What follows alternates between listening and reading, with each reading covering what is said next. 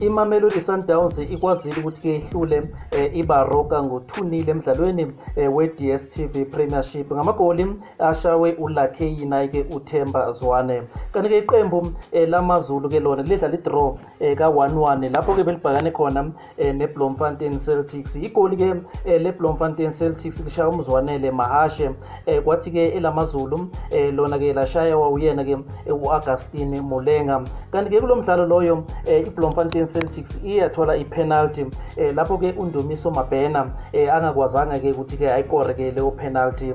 Kanti-ke i-man of the match kube uyena-ke u-Augustine Mulenga. Kanti-ke komunye umdlalo i-TS Galaxy ne-SuperSport United, kulapho-ke i-SuperSport United iyanqoba khona-ke ngo-3-0. Amagoli amabili ashawe-ke uThamsanqa Gabuza, kwasuthi-ke lesithathu lashaywa uyena-ke uBradley Grobler.